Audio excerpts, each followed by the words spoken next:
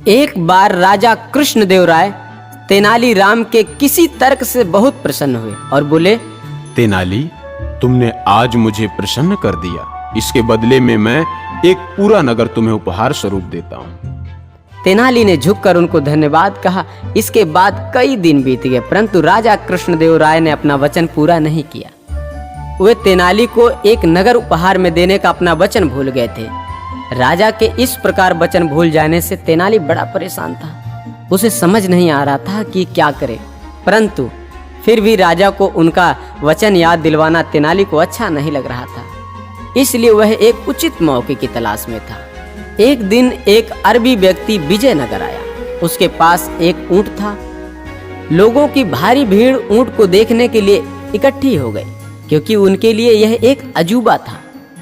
उन्होंने ऊंट के बारे में सुना था, पर कभी ऊंट देखा नहीं था। राजा एवं तेनाली भी ऊंट नामक इस अजीबोगरीब जानवर को देखने आए। दोनों एक साथ खड़े हुए ऊंट को देख रहे थे। राजा बोले, तेनाली, निसंदेह एक विचित्र जानवर है।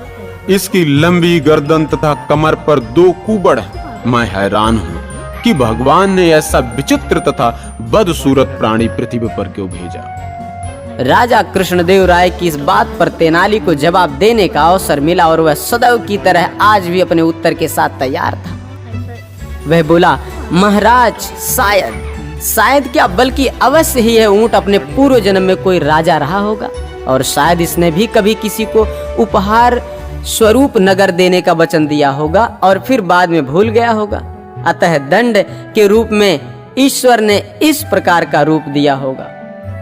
पहले तो राजा को यह तेनाली की एक बुद्धिपूर्ण काल्पनिक कहानी लगी, परंतु कुछ समय पश्चात ही उन्हें तेनाली को दिया हुआ अपना वचन याद आ गया। अपने शाही महल में वापस आते ही राजा ने तुरंत कोषाध्यक्ष को बुलाया और उसे निर्देश दिया कि वह लिखित रूप से प्रबंध करे, जिसके अनुसार राजा ने तेनालीराम को पूरा एक नगर उपहार स्वरूप प्रदान किया।